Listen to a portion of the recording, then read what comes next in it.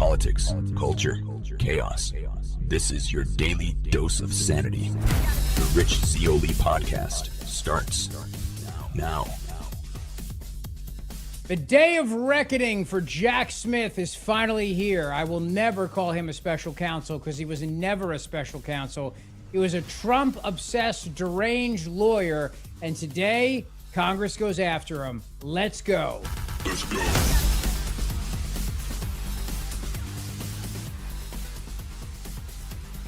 Jack Smith was obsessed with getting Donald Trump. That was his job. That was his mission. He was never a special counsel. He was never confirmed by the Senate. He was never a United States attorney. There was no basis for him holding that title. And it wasn't until a Florida judge formally said that and Donald Trump winning the election that Jack Smith went away. Let's understand what's happening before Congress today. The House Oversight Committee, the Judiciary Committee with Jim Jordan, they are looking at Jack Smith, and they have been looking at him and saying this guy crossed a whole lot of lines. From the Mar-a-Lago raid that even people in the FBI said there was no basis whatsoever to raid the former president's house and go through Melania's undesirables drawer. Well, they're called undesirables, but I'm sure they're quite desirable, but you get the point. The point is he had no business being in the president's house, no business doing that raid. And the FBI knew that they had no probable cause to be there.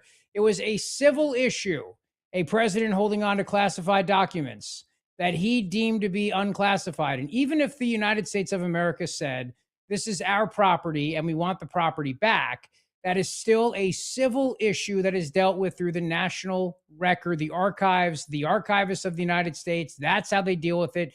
You don't deal with it by sending in heavily armed agents to the home of the former and potentially future president of the United States of America. So why did they do it? It was always about getting Donald Trump the nomination. Yes, that's right. Look, that's a take you're not going to hear from many people. One of the things I pride myself on, and I'm so glad you're here for the Rich Zeoli Show podcast. I really am. Thank you for being here. Please like, subscribe.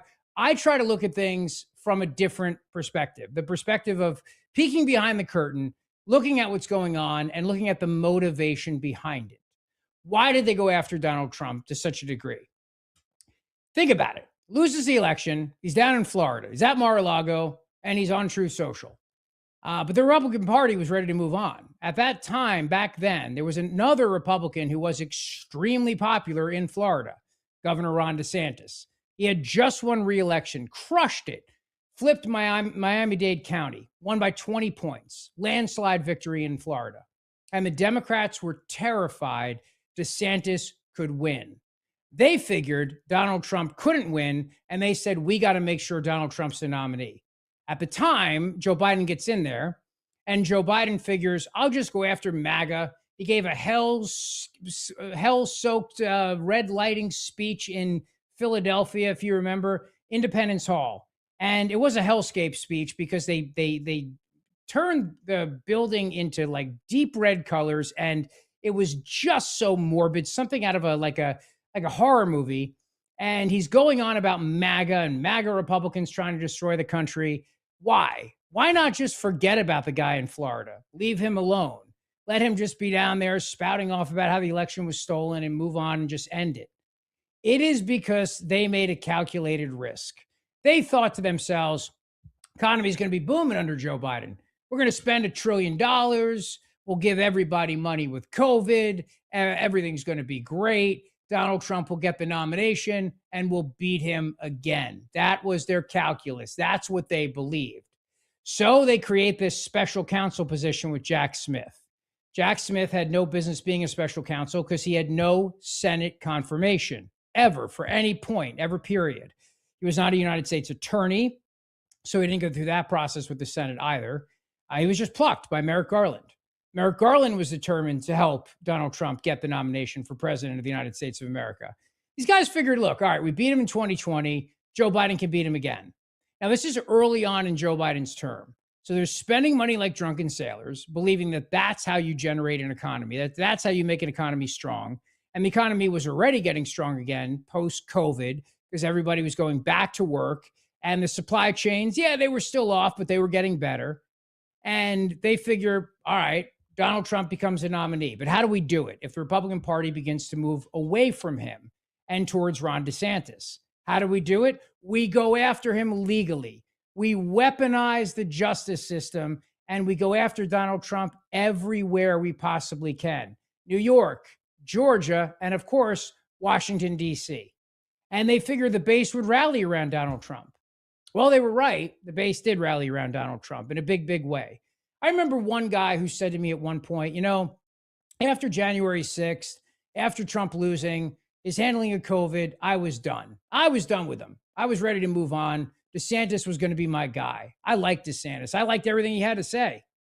But then when they started prosecuting Donald Trump, that was it. That's when I said, I'm back on the MAGA train because I can't stand what they're doing to him.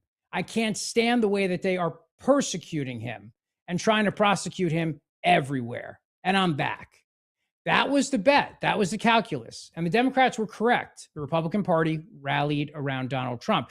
I remember when and this is something that actually Selena Zito wrote about in her book on Butler. Trump was very low in the polls among Republican primary voters. Then the train derailment happened in East Palestine, Ohio. And then Trump went up there, started handing out bottles of water to people. Biden was nowhere to be found. But Trump looked very human, looked like he was on the scene to help, looked presidential. And that's when the Republicans started to say, maybe he's not so bad. And then the lawfare begins. The prosecution by Letitia James in New York, going after Donald Trump. In Georgia, Fani Willis, however you say her name, and her gumata, Nathan Wade, going after Donald Trump. Jack Smith raiding Mar-a-Lago, going to the president's home with heavily armed FBI agents who were, yes, authorized to use force. And the prosecution started after January 6th, where they say, we're going to go after the president for incitement, blaming his words for the actions of other people on January 6th. The riot at the Capitol building. They're saying that the president's words, even though he said we're going to march down there peacefully, caused all of that. And the American people said, wait a minute. Well, I should say Republicans said, wait a minute. Hang on a second here. Well, we may not be happy with what happened on January 6th at the Capitol. That's not Donald Trump's fault if people were breaking windows and going into the building. He didn't tell them to do those things. He told them to march down there and let Congress know that they should reject the results of the Electoral College. Let's remember something else. At the time, there was the Electoral Count Act of 1868 on the books. Congress had every right under the law to reject the Electoral College results. People had tried in the past, like Jamie Raskin, who tried to reject the Electoral College results of George W. Bush. Other Democrats tried to do that as well. And also Donald Trump in 2017, after Trump had beat Hillary Clinton in 2016. Jamie Raskin stood up and said he was challenging the results of the Florida electors. And the president of the Senate at the time, the vice president at the time, Joe Biden, said he didn't have a letter signed by a senator and he rejected that. In other words, Democrats had tried it too, to throw out the results of the Electoral College and send it back to the states. Congress has since rewritten the Electoral Count Act, so it's no longer the same law that it was at the time. But if the president had said to people, go down there, let your voice be heard. Presidents do that all the time on topics. They say, let Congress know I want this bill passed. Let Congress know to spend more money on this. Let Congress know this. Let your voice be heard. There's nothing wrong with that. That's called the First Amendment. And yes, presidents have the right to tell the American people their desires, their wishes, and say, go down there to Congress and make sure they do what I tell them to do. That's called freedom of speech. The president has the power of the bully pulpit. That's really the president's main power, is the bully pulpit. It is using his power behind the podium to get people to take action.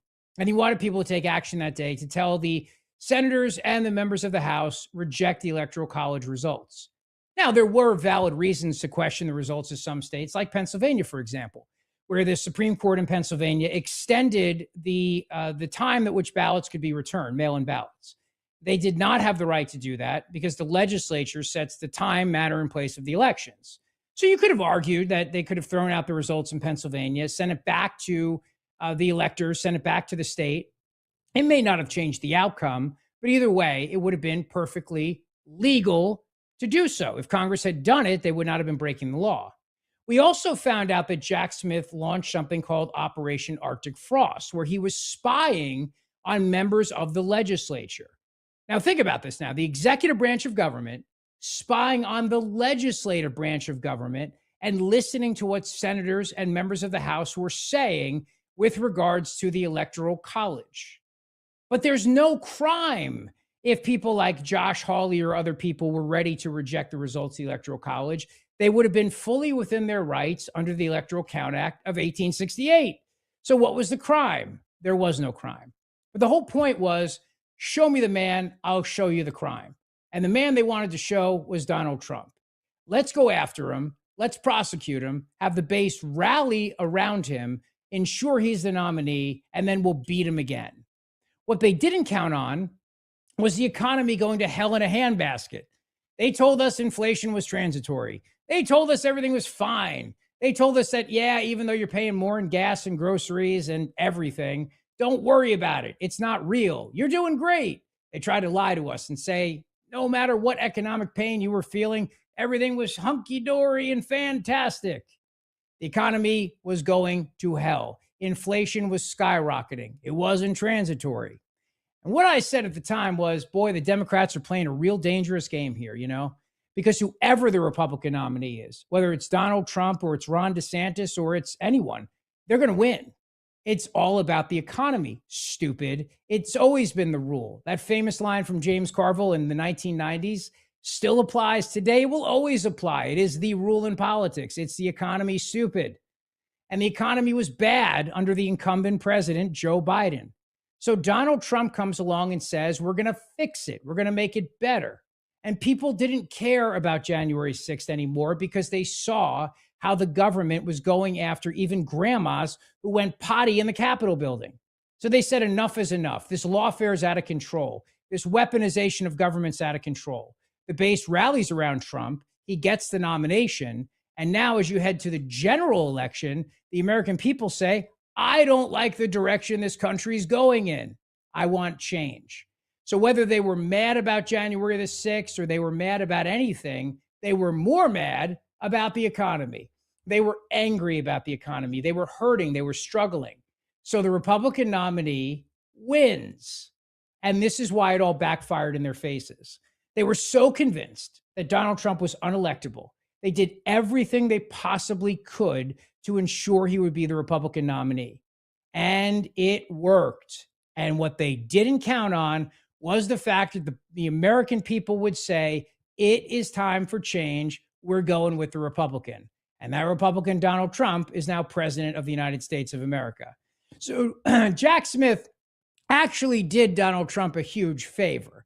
But what he did to America and to our system of justice, where you have the executive branch going after members of Congress, going after a former president, what he did, the damage that he created, the damage that he wrought upon our Constitution is something now Congress is going after today. And I really think it's important as we get started here on the podcast. And I want to thank Dr. Mike Veneria for being the sponsor of this show today, the big story of the hour, brought to you by veneriadental.com. Go see him today for your perfect smile. You deserve a beautiful smile. We all deserve a beautiful smile. And you'll get that smile from Dr. Mike Veneria, veneriadental.com. Why are we talking about Jack Smith today? Because it is time to put this to bed. What I mean by that is the weaponization, the lawfare, going after former presidents. There was a time when they said, you don't go after your political enemies in this country. You just don't do it. That's what they said when Hillary Clinton lost. They said if Donald Trump goes after Hillary Clinton, that would be weaponizing government. That would be going after our political enemies, and we don't do that in this country. And yet that's exactly what they did with Donald Trump. But it was never about justice. It was always about getting him the nomination because they thought he was the easiest one to beat. Let's begin with Jim Jordan, who was the chairman of the committee. And he lays into Jack Smith today, and it was beautiful. It's very, very long. We're not going to play the whole thing for you, but I want to play this clip for you. Take a listen. It was always about politics. The good news is the American people saw through it. They saw through it. For so long, The left has controlled so much in this country. The left controlled big media, the left controlled big tech, the left controlled academia, Hollywood, certainly the Democrat Party, and I think all too much the federal bureaucracy. But the left doesn't control we the people. And in spite of the left and the weaponization efforts of Jim Comey, Alvin Bragg, Bonnie Willis, and Jack Smith, we the people saw through it all. And we elected President Trump twice. That's right. That's right. It's really important to understand that concept here. It was always about politics. I just don't think people realize the reason why it was about politics. And that's why I'm emphasizing this point. It was their dirty little trick to get Donald Trump the nomination. I know that sounds crazy. I know you're thinking to yourself, wait a minute. How can you possibly say that, Zeoli, when you're talking about a situation where a guy could have been in jail, could have been in prison? How could that guy have been elected president? Because we have a long history in this country of rallying around people who were persecuted for political reasons. And that's what they saw with Donald Trump. They saw that it was a political persecution. And just like Dr. Martin Luther King sitting in a jail and penning a letter from that Birmingham jail, it was the same thing with Donald Trump. The American people rally around people who are politically persecuted. But most importantly, they rally around people who can make their paychecks bigger. They rally around people who can lower their energy costs. They rally around people who can lower their grocery bills. That's what they do. That's what we did. And that's why Donald Trump won all 7 swing states, the Electoral College, and the popular vote. It was the biggest backfire in American political history. Jack Smith was a very bad guy. Merrick Garland, bad guy, always still butthurt over the fact that he never got a hearing to be a United States Supreme Court justice. He hates the Republicans and he wanted revenge. And he was always ready to do the revenge as the Attorney General of the United States. Oh, he loved it. He got out of bed every day thinking, let me bring down hellfire on these people. He was more than happy to do so. Letitia James, who ran on getting Donald Trump, she did. She ran for Attorney General of New York State by saying she would get Donald Trump. She didn't have a reason to go after Donald Trump, but that was her motivation. Fani Willis, same thing. Ran in Georgia as the county prosecutor saying, I will get Donald Trump. The American people don't like it when the government goes after people for political persecution. They don't like it. It's just so antithetical to who we are as the American people. That's why I've warned the Trump administration, please don't repeat those mistakes. Be very cautious when you go after people like the Fed chairman, for example. Because if it looks like you're going after that guy politically, then it will backfire. It will backfire. It is something that the American people just don't want to see happen. Jamie Raskin, though, a guy who was more than happy to try to throw out the Electoral College results in 2017, tried really hard, just wasn't able to do it. But he tried to reject the Electoral College results of Donald Trump. This is what he had to say today. Now, Mr. Smith, if any of our colleagues foolishly choose to attack you and vilify you today, and I know that's not going to happen from some serious prosecutors over there, like Mr. Knott and Mr. Schmidt, who understand what federal prosecutors do and what the rule of law means. But if anybody decides to attack you personally, they will only be revealing their own ignorance of what prosecutors do and their own indifference to what the rule of law requires in America. They will only be stroking the wounded ego of a lawless, twice impeached, convicted felon president who not only unleashed a mob against Congress and his own vice president, but is now pardoned and released into our communities hundreds of extremists, insurrectionists, and cop-beating felons who have proceeded to commit dozens more crimes against the American people since they were pardoned. Know why else this backfired? It backfired because it wasn't just President Trump who they went after and members of Congress they went after. They also went after you. That's right. If you voted for Donald Trump, if you were MAGA, if you shopped at Cabela's and bought, I don't know, duck boots, guns, bullets, ammo, they were tracking you. If you said things online they didn't like, they were building a database of that. They wanted to know if you were a MAGA extremist. They told America that the most dangerous threat to America was MAGA. And they started to say to literally now tens of millions of people, you are the problem, you are the enemy. Well, that doesn't play with people. It certainly doesn't play with me. And that's exactly what they were doing. And they started going after people like Tulsi Gabbard, putting her on this super secret, double secret probation's deep quiet skies program, or whatever the hell they call it.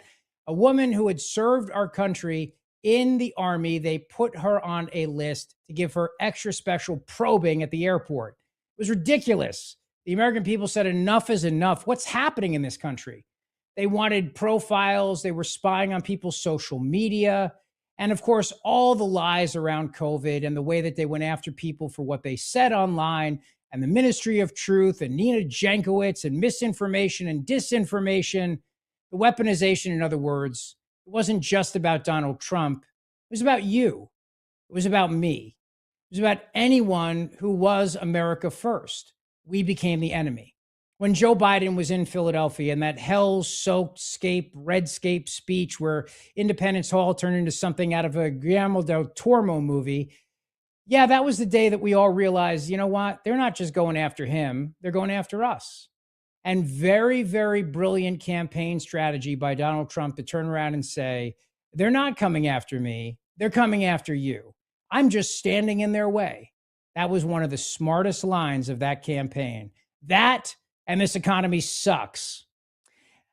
This ad brought to you by the sponsor, I should say, Dr. Mike Veneria, Veneria Dental. It's never been a better time to invest in your smile than right now, 2026. You want a healthier smile? You should. Did you know there's a link between your gum health and your heart health, your microbiome and your mouth health? Yeah. As we're talking about MAGA and making America healthy again, it really begins with your smile. It's true. So go see Dr. Mike Veneria today. Yeah, there's a lot of dentists out there, but they're not all great. Dr. Mike is the best. How do I know that? Because for over 12 years, other dentists have been sending their patients to Dr. Mike Veneria for the perfect smile. Now you can get a free implant consultation. Dental implants are very complicated stuff. You don't want to go to the closest dentist, and you don't want to go to these chain dental offices out there. You want to go to the guy that Mama Zeoli goes to, and that's Dr. Mike Veneria. And Patrick, Claire, and Reagan go to him, and he gave Bridget a beautiful smile upgrade last year. So make your appointment today. Great people in the office, great music playing, and 2 locations to serve you, veneriadental.com. Moving on to some of the craziness that's going on today in the world. There's a clip going around that's very viral of the lesser Cuomo, Chris Cuomo. Now, I call him the lesser Cuomo because at the time I coined that phrase, his brother was governor of the state of New York. Now, one could argue now maybe that he's the lesser Cuomo, but I just think the lesser Cuomo just works for Chris Cuomo. He's on News Nation, which you could argue is the lesser network. And, well, someone once suggested that maybe he was having a roid rage. Wasn't me. It was Don Lemon who suggested that. Well, I have to clarify. I don't want to get sued, Jared. So, I just want to make sure it's very clear that people know. It was Don Lemon who suggested that maybe Chris had a roid rage when somebody called him Fredo and Chris Cuomo threatened to kick their ass. Well, he's back at it again. I don't know if he's juicing. I can't say that for sure. All I know is that I have read that there could be side effects associated with the use of certain steroids and that maybe you would go into a roid rage and, maybe, and that's all I'm saying. I'm not suggesting that he's juicing. All right. To say that for legal purposes. Do I think he's juicing? Yes.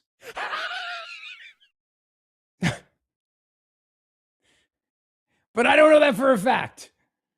Again, for legal purposes, I'll clarify. Now, Jared, should we start with the clip of Scott Jennings or should we start with the clip of the lesser Cuomo? No, let's do Jennings for the setup. All right.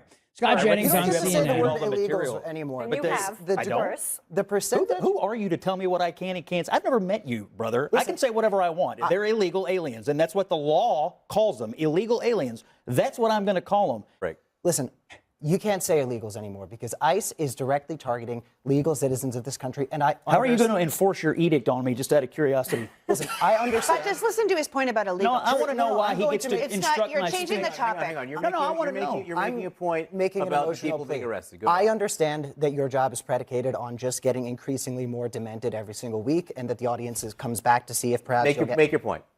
My point is that you're saying the word illegals, but it's in you don't federal law. even really know what's happening. Or actually, I think you do, and Sure, you're I do. doing this on purpose. But Yes, the truth because is, I want the law enforced. they are not just targeting illegal immigrants. They are are. targeting natural-born U.S. citizens. They are not. That is a fact. You They are cannot not. deny that. I mean, you can on national television. They are deny not. facts all the time. They You've are done it a not. couple times in this very episode. I still want to know how you're going to enforce your language God's edicts on sakes. me. We'll take that up. How are we going to enforce it? We're going to take that up at the break. Man, I'll tell you what. First of all, when we say somebody's illegal, we don't mean they're an illegal person. We mean their immigration status is not legal. That's just codified into federal law. No person's illegal. I those lawn signs that they used to put on their yard. We believe in science, except when it comes to a man not being able to get knocked up. We believe that no human is illegal. Nobody's suggesting that that person is illegal. What we're saying is that their immigration status is not legal, which therefore makes it illegal. That's the only thing we're saying here. But the lesser Cuomo was having none of it. So after having a nice juice, and hey, could have been orange. Right. I'm just saying. Go ahead. You see this clip of Scott Jennings saying, how are you going to enforce it? How are you going to enforce me not saying the word illegals anymore? How are you going to do that? Say illegals anymore because ICE is directly targeting legal citizens of this country. And How are you going to enforce your edict on me, just out of curiosity? Listen, I understand. But just listen to his point about illegal. What are you, bully now? What are you, tough guy? Because you're talking to this kid who happens to be right, calling people illegals. They're called illegal aliens in the law. And you know what? A long time ago, Republicans and Democrats switched to undocumented. Why? Because it seemed inhuman. That's why. They changed the vernacular, and you know it. But that's not the point. The point is, how are you going to do it? Why don't you start flexing? What are you going to do? What are you? You're a tough guy now, huh? I thought you were just supposed to be the simpering, but, open to conversation Trump defender. Of course, I remember you when you said he was like the worst thing in the world. But everything's convenience these days, right? It's getting you paid. But be careful. If you want to be a tough guy, there are plenty of tough guys out there. You want to see how somebody can make you stop saying illegal? And then what are you going to do, sue? Tough guy. How are you going to enforce that? So if somebody beats your ass because you're being rude and disrespectful and causing division in this country, that's causing distress and pain all over the streets and making people want to hurt one another. If you really want to be a part of that, as the expression goes, FAFO, don't be a tough guy. Make tough points. But remember to be decent. You're not a tough guy, okay? You're a guy with slick to the side hair, a slick tongue, and everybody knows what you're doing. Don't be a tough guy. Not you.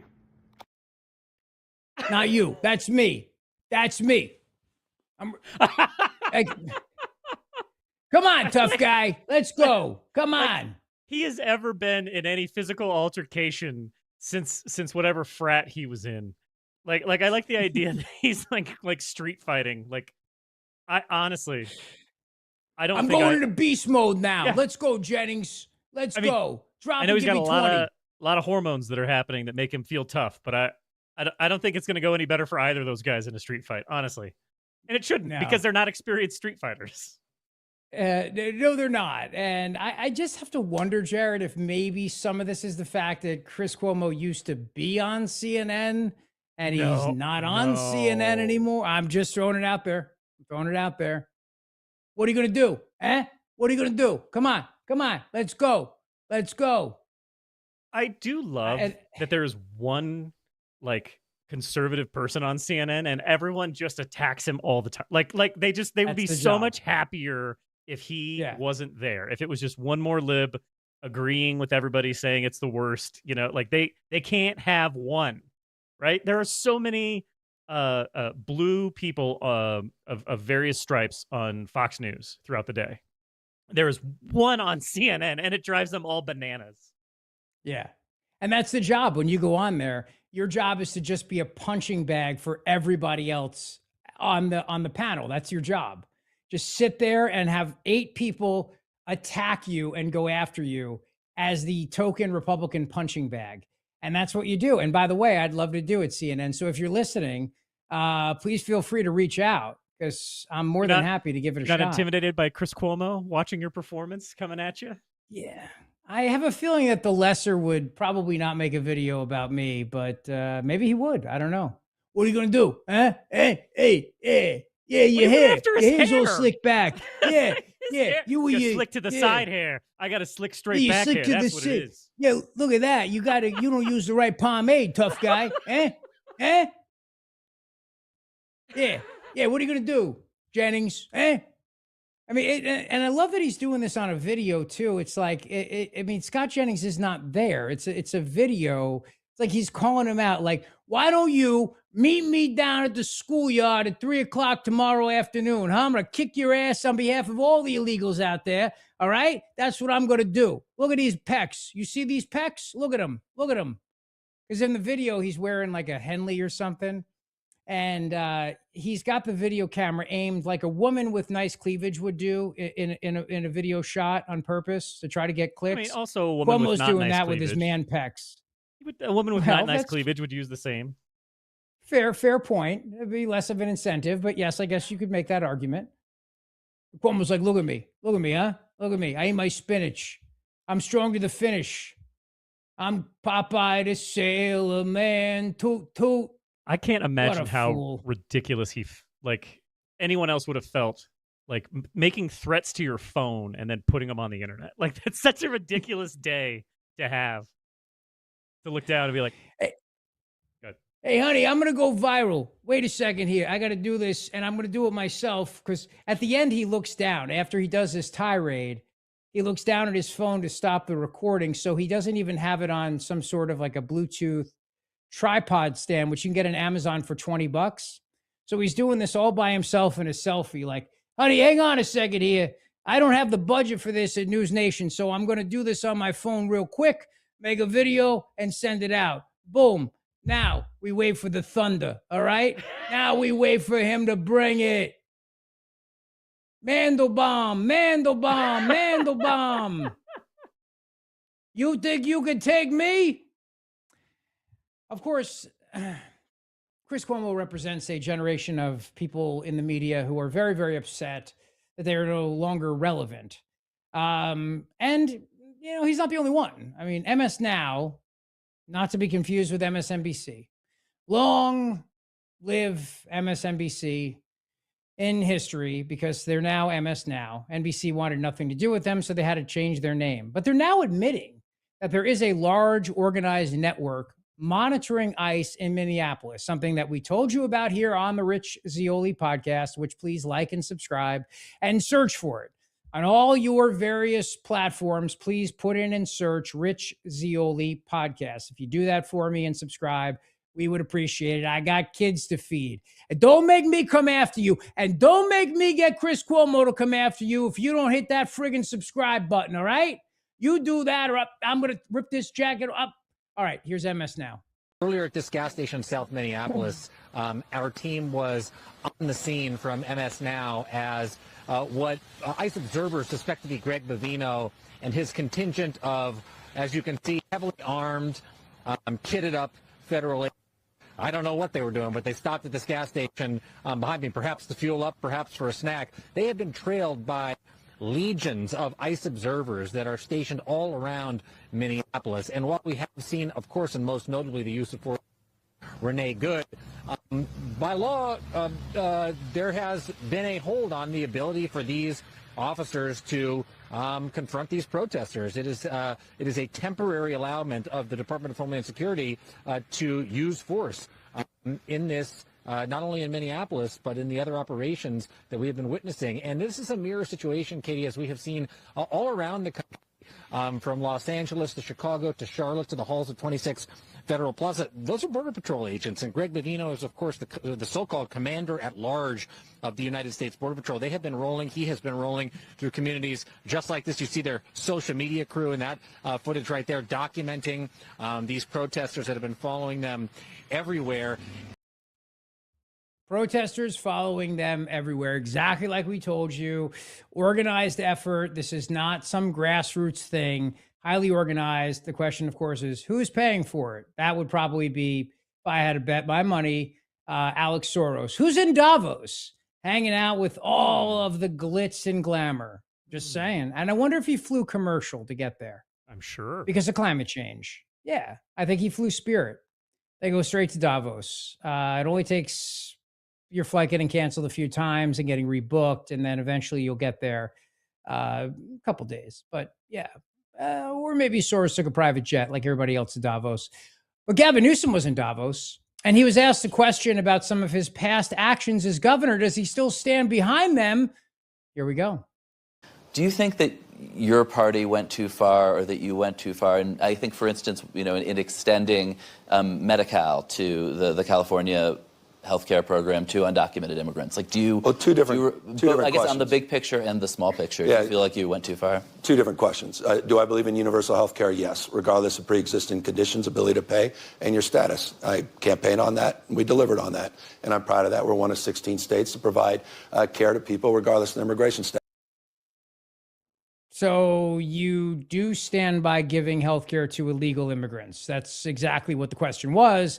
And you're standing by that. I just want to make that clear for everyone, and not that you need clarification. You're a very smart person. That's why you're listening to this podcast. But Gavin Newsom gave healthcare to illegal immigrants. Why is this relevant? Because he's now claiming he didn't give healthcare to illegal immigrants. But he's literally saying he gave healthcare to illegal immigrants. So there you go. No question about it. He also so looks like the guy from American Psycho. It is just, the political shapeshifter that he is. Doesn't he, though? Yeah. He looks just like that guy. And that's Christian Bale, who played the actor. But Newsom just is creepy looking. And of course, speaking of climate change, that hair. Keep coming back to the hair. Now, when we're talking about Davos, another thing you should know is that President Trump has unveiled his board of peace. That's right. The guy who is supposedly the next Hitler, who's going to conquer the world and take over and bring about war and nuclear Armageddon, has now created a board of peace. And unlike the United Nations, which is going to be focused on hating Jews and putting in woke ideology across the world, and then trying to clamp down on all of our freedoms if there's ever another pandemic, the board of peace is actually going to be out there looking to have, what's the word? Peace.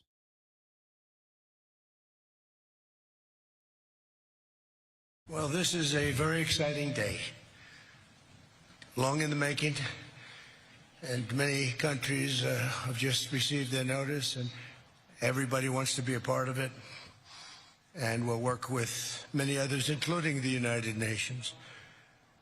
But I want to thank you all for being here. Yesterday we had an incredibly successful visit with many of the world's top business leaders, the best, the biggest, most successful, and foreign heads of state. And now we have one of the most important meetings of all, the official formation of what is known as the Board of Peace. I want to thank the Secretary of State, Marco Rubio, Special Envoy Steve Witkoff, and Jared Kushner, and their extraordinary work. They have done an amazing job. We have peace in the Middle East. Nobody thought that was possible. We've settled 8 wars, and I believe another one's coming pretty soon. You know what that is?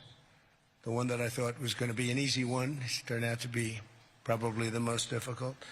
Last month, 29,000 people died, mostly soldiers, in Ukraine and Russia. Think of that, 29,000, 27,000 in the month before, 26,000 in the month before that. It's terrible.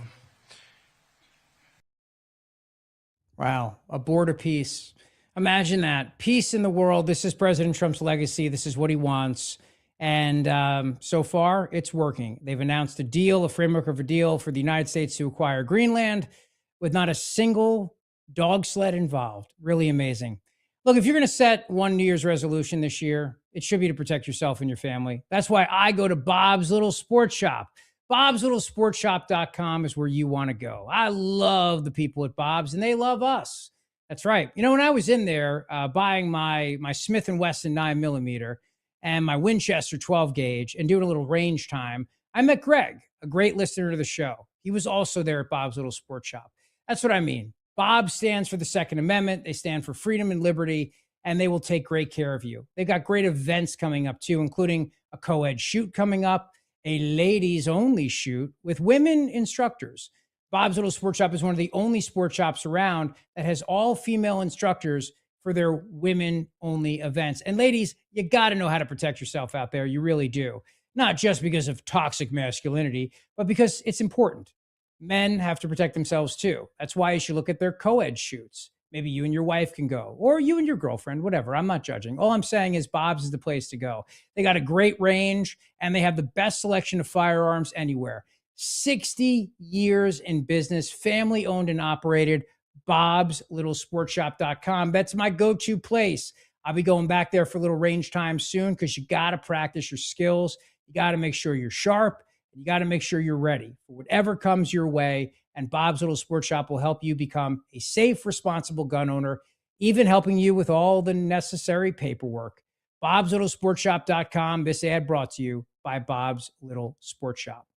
So how is America viewed on the world stage anyway, now that the president is trying to bring about peace throughout the world and also to ensure that we can have the Golden Dome in Greenland to protect the United States and our European allies from nuclear missiles? One thing you may not realize about Greenland is that in order for us to be able to shoot down missiles, we need to have a facility in Greenland to do it. Can't go much further north than that. It's not going to work. There's all kinds of reasons for that. Frigid temperatures and the magnetic lights from the northern lights and the magnetic rays, I should say. Greenland is the perfect spot to do it. That's really what this is all about. And what the president said yesterday in Europe to the leaders, and even got the head guy at NATO to agree with this, that, yeah, the Arctic is the future in terms of warfare. It is the future. With the shipping lanes that are opening up and China and Russia and North Korea. And wouldn't it be great if we could have a Golden Dome that could shoot down missiles that are flying over Greenland? Because that's the route they would take if Russia were to ever, or North Korea or China, shoot an intercontinental ballistic missile, literally go over Greenland. They shoot it down, and then we can all go back to our day without having global thermonuclear war. In fact, we could all turn around and play a nice game of chess instead. So it's great that the president has the framework of a deal, and I'm very, very happy about that. The world should be happy about that. This is a good thing. He didn't have to conquer it, didn't have to invade anybody. Not a single Arctic dog or person was hurt in the process, but we'll all be safer for it. And Europe gets that point now too. They'll be safer. NATO will be safer. We'll all be safer. So why is it then that when a young female athlete is competing on the world stage, she has to get grilled by a Canadian journalist? Now, Jared, you found this clip, and who is this Canadian journalist anyway? So it got on my radar because I don't often have in my feed like multiple tennis, right? Like a stack of like, hey, here's a dude, here's a girl, here's another girl, here's another dude. But the guy's name is Owen Lewis, and he asked every American for their comments on Trump or on the state of politics in America, and if they are proud to be an American still, which is also like a bonkers question. Like, obviously, he wants everybody to give an answer, right? That he's not getting. He wants everybody to say America sucks. We hate it. I'm embarrassed for my country. And... No, I'm so sad to be an American. Like, if you're, by the way, if you're a top-ranked tennis player, you could probably switch your nationalities pretty easily. Pretty sure Spain would love to give you a visa. Yeah, and also, I mean, to your point, these are athletes. Their job is to play sports. They're not political commentators. They may not want to be a political commentator. Like, they may not want to talk politics. When did it become a thing in this country, Jared, where you have to comment politically no matter what you do for a living? You know what I mean? You no matter what your job is, you have to have a political take on something no matter what. When did that become a thing? Also, I worked in the NFL for like 6 or 7 years. You played for the Broncos, correct? Is that Obviously. right? Look at this body. Obviously. No, you want to go? You want to take me on? Let's go. Let's go, tough guy. I got you. But they do media training, right? They do everything from how to pay parking tickets, how to, like basic things from how to live your life. And they do a media training. And a buddy of mine actually used to do the NFL's media training at training camp or at the combine. I don't believe he covered with them how to answer questions about if you're proud of America and Donald Trump. Like, that's not even a part of it. And this is what's happening for these poor people. Let's take a watch. Hey, Amanda. Congratulations on the win. I've been asking a lot of the American players just how it feels to play under the American flag right now, and I'm curious how you feel. Yeah, I mean, I was born in America, so I'm always proud to represent my country. And yeah, a lot of us are doing really well, and it's great to see a lot of, great athletes on the women's side, on the men's side. So yeah, I feel like we're all doing a great job representing ourselves. And sorry, do you mind if I follow up first? Sure. Sorry, just to clarify a little, I mean, sort of in the context of the last year of everything that's been happening in the U.S., does that complicate that feeling at all? I don't think that's relevant. Again, it's not even that he's like, I'm sorry, follow-up question. You didn't answer my question. I want you to say Donald Trump's embarrassing. Like, that's what his whole follow-up was go ahead and say it, lady. Yeah. And good for her for not taking the bait, and good for her for not falling into the trap. And good for her for being proud of her country, and just holding her ground on that point. I mean, that's a very, very smart young woman. I'm impressed. Because that guy was fishing. I mean, that was a complete fishing expedition. That was not journalism. That was in no way, shape, or form objective. He was pushing her. And then when he didn't get the answer he liked, he pushed again. Now, a woman who does come from a sports background is now throwing her hat into the ring for politics. That's Michele Tafoya, of course. You probably know Michele Tafoya. Very outspoken. Good for her. I mean, I think it's really something telling that she wants to run in the state of Minnesota. Here's her announcement. For years, I covered the biggest football games in America. I walked the sidelines when the pressure was mounting and the stakes were the highest. That job taught me about more than football. It taught me about how leadership really works. When leaders are prepared and accountable, teams succeed. When they aren't, people pay the price. When I look at Minnesota and Washington today, I see politicians selling out honest, hardworking people like you. I see massive government fraud exploding on Tim Walz's watch, ripping off taxpayers and embarrassing our state.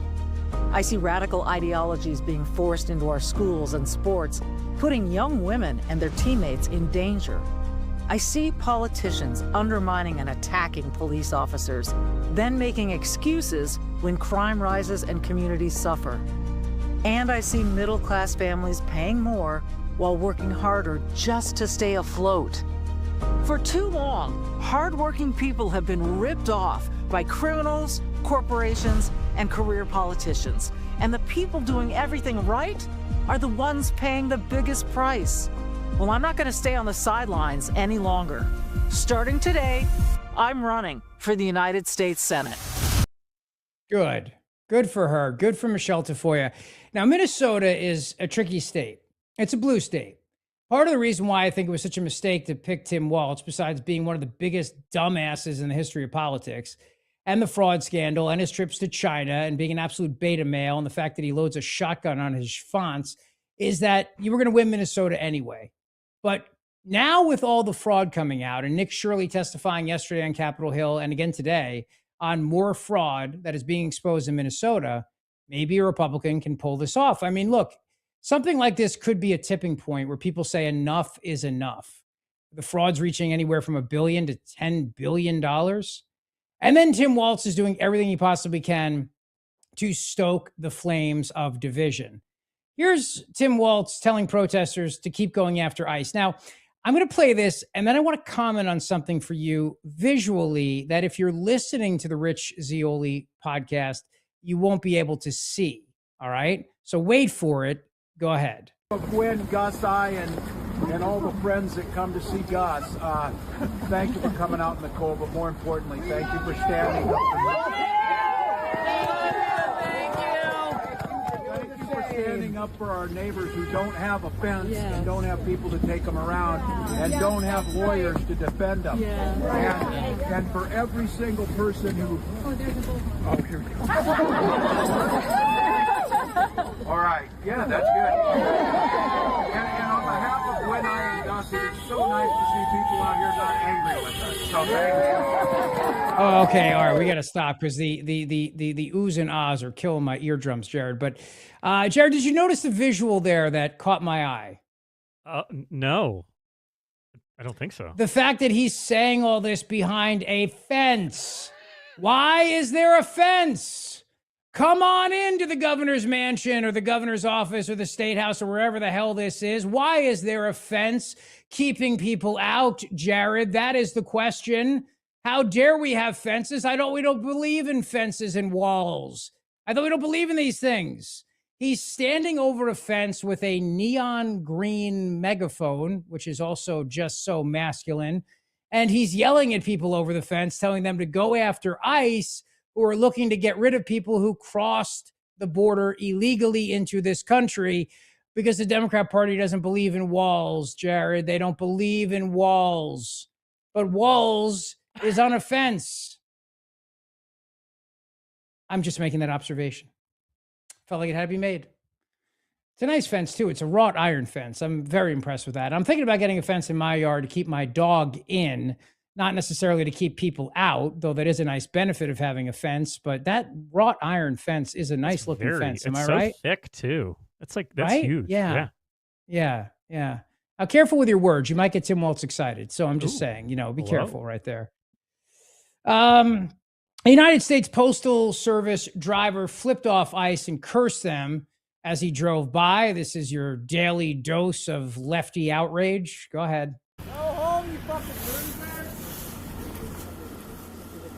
United States Postal Service. Giving him the bird, flipping him the bird right there. Hey, aren't you guys on the same team? Isn't the United States Postal Service still part of the federal government, or are they private now? I can't keep track. Go home, you fucking loser. There you go.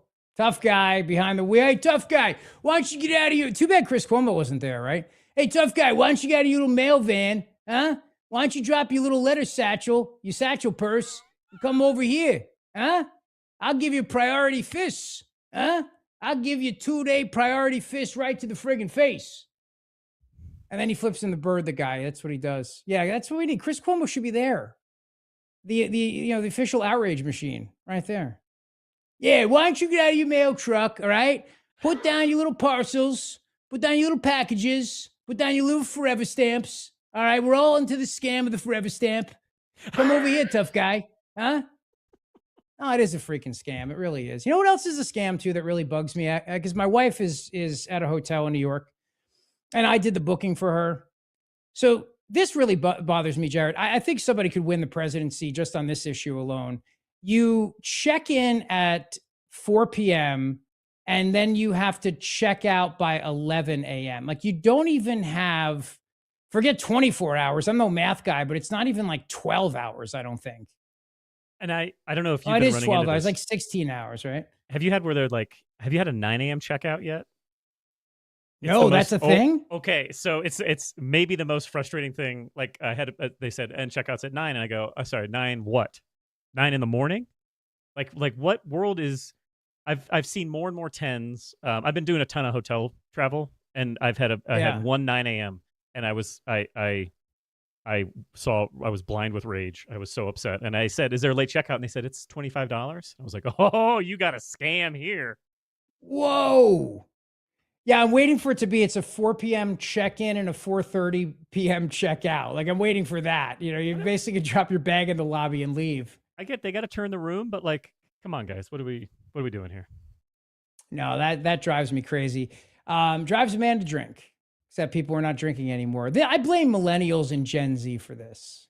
I really do. I think they're killing an entire industry with this whole trying to be healthy thing. Don't you think? I mean, when you go to hotels, for example, do you ever go to the hotel bar? Out of desperation, but yes. Yeah, right. Yeah, well, it's hard at the Motel 6. Yeah. The bar is not the best there. I'm just saying, It looked like they had liquid, and that's all I needed. But like, that's not. Yeah, out of desperation, many hotel bars have met me. I think in DC, some of the best places to go are hotel bars. Like, some of the really nice hotels have wonderful hotel bars, and people are traveling, and you meet them, and it's strike up conversation. They usually have good stuff and high end. But there are some places in the country where you go to the hotel bar, and it is one of the most depressing places on the planet. Am I right? It's dark, and it's also this weird grouping of like uncomfortableness, of like tourists and business people and like alcoholics. Like, it's not a great. Some of those hotel bars, it's not a great mix. It's not a great mix. Well, CBS is reporting on the lack of drinking in America. This is not just for dry January, by the way. This is changing just in general. 5 of the biggest alcohol makers in the world are sitting on what's described as a lake of unsold alcohol. $22 billion worth of inventory, according to the Financial Times, a result of people drinking less than they used to. And to think there's still a week to go in dry January. I don't think it's dry January. I think it's MAGA. I think people are waking up to maybe that alcohol is not the best for you, but I think it's the younger generation mostly doing this. And I'm going to go on a limb here. And I think the reason why is more and more of them are doing gummies, and they're doing those THC infused drinks instead of alcohol. I think it's happening. In other words, I still think people are finding a way to numb the pain of life. It just may not be through Jack Daniels anymore. You know what I'm saying? But I still believe that they're finding another way to numb the pain. They're not just raw dogging life out there. There's no way. No.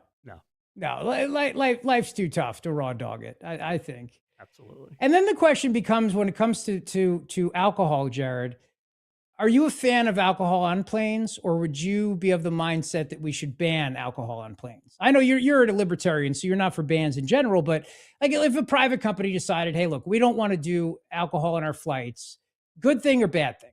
So I think that the airlines should say, hey, you guys have all turned into a-holes since COVID, so we are either going to get rid of alcohol or you can start being nice to people. And I'm totally fine with that as a proposition. Interesting. I would give everybody a drink. I would let everybody come on the plane. They've gone through such hell through the process, the TSA, the groping, the fondling, the parking at the airport, the nonsense. By the time they get on that flight and sit in that little friggin' tiny chair next to some fat ass, they are in a bad mood. I'd give everybody a cocktail and say, lighten up. Let's have a good flight, not a good fight, a good flight, Freudian slip. And maybe that'll help. That's my solution right there. Don't you think that having a few too many drinks is maybe the majority of the videos you see of someone who's unruly on an airplane? I don't think that they need a drink in them at that point. All right. Well, this is something that the Zeoli Army YouTube chat community is going to have to weigh in. Alcohol on planes, good or bad? All right. Let us know in the comments what you think. Is alcohol on a plane good or bad? Because here's the latest airline incident for your viewing pleasure. Take a look.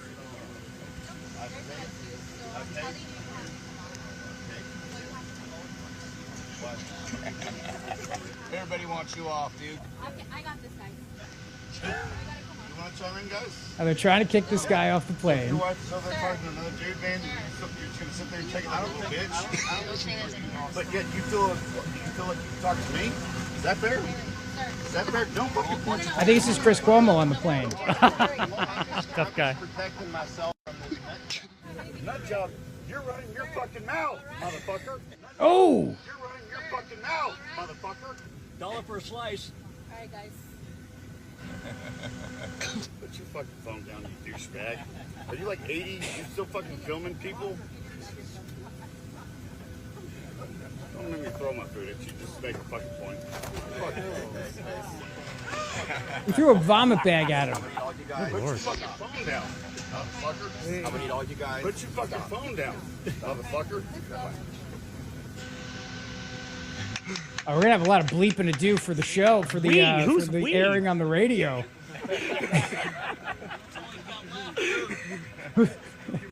Jared's gonna have a lot of bleeping to do in the play. I didn't know Chris Cuomo flew commercial. Did you know that? I didn't know that. There's another guy that's clearly had some steroid issues in his past. Maybe, possibly. That guy possibly maybe had a juice. It could be a gin and juice, but. Maybe. Beefy, all built, bulky, and just yelling at everybody, and put the phone down. But what was it that precipitated that incident? Do you know? Like, are you from? Did you see? No, see, I don't know what had happened exactly. I don't either. No, I don't know the setup to it for sure. I think what happened is probably the guy was just in a bad mood, was being rude to people, and then they said, "We're going to kick you off the plane." And then at that point, he got angry and he tells people to stop filming. In which case, more people start filming. Because if you tell people to put their phones away, people are like, I'm definitely getting a video of this. This is going to be good. This is going to get great. He's going to yell at that guy. Yeah, I'm getting them. This is going viral, baby.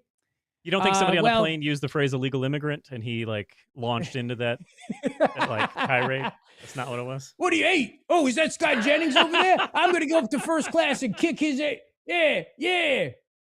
All right, well, that's all we got for you today. But tomorrow is the Friday edition of the Rich Zeoli podcast. So we'll see what hilarity ensues from now until then. And we'll bring you the latest on everything involving Jack Smith and what comes out of that. Thank you for being here. Thank you for subscribing and liking. Remember, you got to look and search for the Rich Zeoli podcast. In the meantime, remember, Jack Smith was never a special counsel. He was never confirmed by the United States Senate. Therefore, his appointment by Merrick Garland was completely unconstitutional, as the judge ruled in Florida. The political persecution of Donald Trump was done deliberately by Democrats to ensure he would become the nominee, and it backfired in their faces because Joe Biden destroyed the economy and the American people were ready for change, and that change was Donald Trump. Thank you for watching, and thank you for listening. Let's go.